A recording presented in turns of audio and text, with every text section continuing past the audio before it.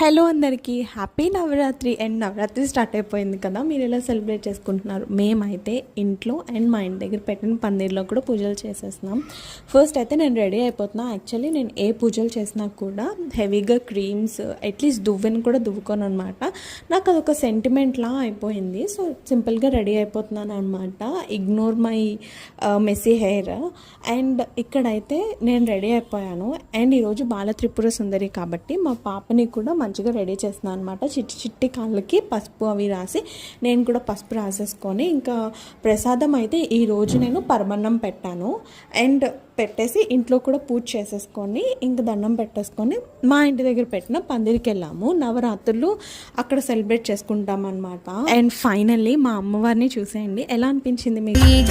Nandini Nanditha Medhini Vishwa Vinodini